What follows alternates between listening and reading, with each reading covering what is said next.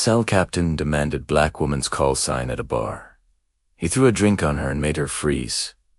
It was a Friday night at the Harbor Bar in Norfolk, Virginia.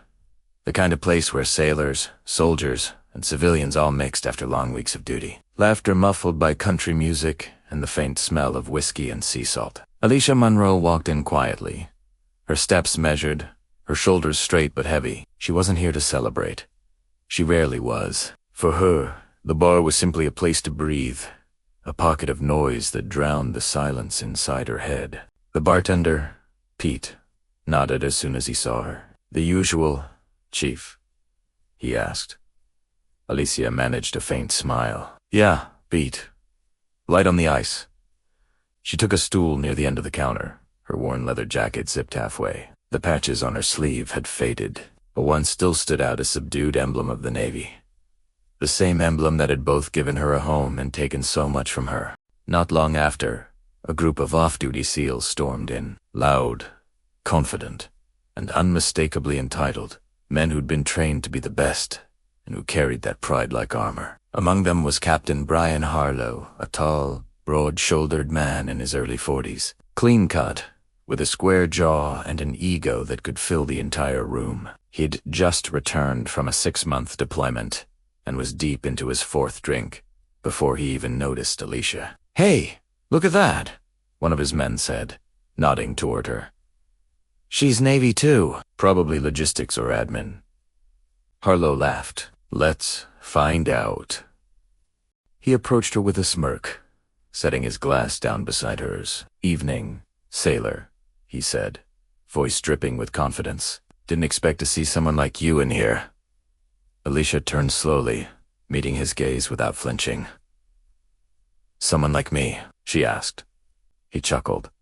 "You know what I mean? Not every day you see, well, someone outside the usual crowd in our circle. You enlisted or civvy?" "Neither," she replied flatly. Harlow raised an eyebrow. "Neither. Don't play coy. What's your unit? Your call sign?" She didn't answer. Instead, she took a sip of her drink, the ice clinking softly. He leaned closer, smirking. "Come on. Every SEAL's got one." "I'm Hema. What's yours?" Still, she said nothing. Her silence seemed to irritate him. "Or maybe you're just wearing that patch for show," he sneered. "People do that sometimes. You'd be surprised how many wannabes." "I'm not a wannabe," she interrupted quietly, but with an edge sharp enough to cut glass. For a second, Harlow was taken aback. The bar went quieter. His men at the table turned their heads. He leaned in even closer, invading her space. "Then what are you? Logistics? Admin? Cook?" Her jaw tightened. "I was with SEAL Team 4. The laughter that followed was harsh, male, and echoing. Harlow chuckled, shaking his head. "Sure you were. And I'm the president. Listen. Sweetheart, SEAL Team 4 doesn't take women. That's a boys' club, sweetheart. Always has been." Alicia didn't blink. She just stared at her drink, trying to keep her hands from trembling. "I said was," she whispered. Something in her voice made Pete, the bartender, glance up. He'd seen that look before, the haunted one that came from too many missions and not enough healing. But Harlow wasn't listening. He'd decided the night was his stage. "So what's your real story then? You hook up with one of the guys. Got the jacket as a souvenir?" He laughed again, his tone turning cruel. Alicia's lips trembled slightly, but she stayed silent. Whence didn't he rise to the bait? Harlow scowled. "Answer me, dammit! What's your call sign, Chief?" Her eyes flickered up to meet his. Ghost. Something shifted in the air. Even Pete froze. The name was known, whispered, respected, and feared among certain circles of the Navy. Ghost had been the call sign of one of the Navy's most effective field medics, a combat rescue expert who had saved more lives in Afghanistan and Somalia than most platoons combined. But Harlow didn't believe it. He let out a mocking laugh. "Ghost, you, lady. You really think you can fool me?" Ghost was a legend, a man. Yori didn't finish. Instead, he picked up his drink and tossed it toward her. the liquid splashing across her jacket and face. Time seemed to stop. Alicia froze. Her breathing grew shallow. The laughter, the noise, the music, all of it blurred into silence. She wasn't in the bar anymore. She was back in Kandahar. The ground shook. The air burned. She could still hear the screams over the radio. "Ghost, we're pinned down. We need evac." Her hands were covered in blood, shaking as she pressed down on a gaping wound in her teammate's chest. "Stay with me, Cole," she yelled. But the gunfire was deafening. Tintablas, the one that took 3 of her brothers. Her left ear is hearing, and a part of her heart that never healed. She blinked rapidly, trying to return to the present, but her body refused. Her muscles were rigid, her breath ragged. Harlow stood there, watching her. "What? Gonna cry now?" Pete slammed his towel on the counter. "Enough, Captain. You've had your fun." But Harlow waved him off. "She's pretending to be one of us. That stolen vower." Pete's voice rose, his patience gone. "She's not pretending. She is Ghost." The laughter stopped completely. Harlow blinked. "What? She's Chief Petty Officer Alicia Monroe, the real Ghost. Navy Cross recipient. Saved 12 men in Helmand Province. You don't believe me? Go look up the records." The color drained from Harlow's face. His men stared in disbelief. Alicia finally moved slowly, shakily setting her drink down. She wiped her face, not with anger, but with quiet dignity. "I didn't come here for trouble," she whispered. "I just wanted a drink." The bar stayed dead silent as she stood up. Pete came around the counter with a towel. "You okay, Chief?" She nodded faintly, taking the towel and dabbing her jacket. Her hands were still trembling. "Yeah, Pete. Happens more than you think." Harlow's voice cracked.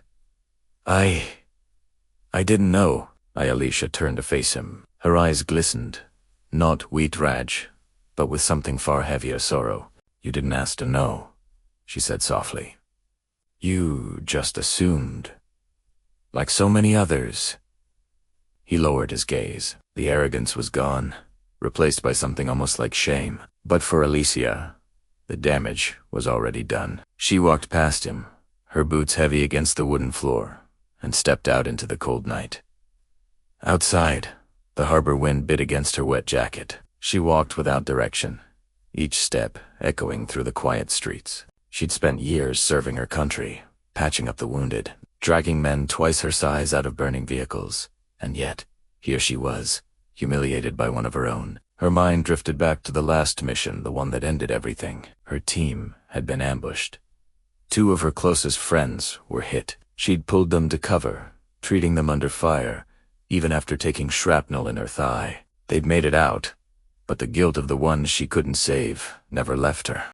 When she returned home, she was met not with honor, but skepticism. "You were with SEALs. You sure? Women don't do that kind of thing.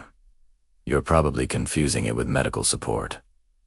Each word chipped away at her, and tonight, Harlow's drink, the cold splash of disbelief and contempt, had brought it all rushing back. She stopped at the pier, looking out over the dark waves. Her reflection wavered in the water, a shadow of the woman she used to be. From her jacket pocket, she pulled out a small envelope, creased, worn edges frayed. Inside was a letter she'd written months ago, but never mailed. "To the ones we lost, I still hear your voices when the wind hits the harbor. I still feel your hands on my shoulder when the silence gets too loud. You believed in me when others didn't. And maybe that's what keeps me going, the memory that once, in the fire and the chaos, I was more than enough." She folded it back carefully and tucked it away. Behind her, footsteps approached. It was Pete. He'd locked up early and followed her, worried. "You shouldn't be out here alone," he said gently. Alicia didn't turn around. "I'm used to it." He sighed. "He's not worth your pain, Chief. You earned your respect a long time ago." She smiled faintly, her breath visible in the cold. "Respect isn't given, Pete. It's remembered, and people forget fast.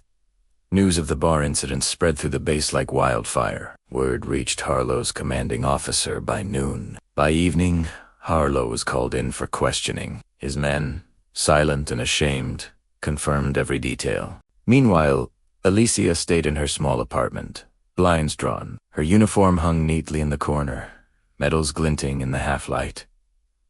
Medals she rarely looked at. There was a knock on the door. She hesitated, then opened it to find Harlow standing there, sober, clean-shaven, and visibly nervous. He held a folded letter in his hands. "Chief Monroe," he began quietly, "I came to apologize. I was ignorant and wrong." Alicia said nothing.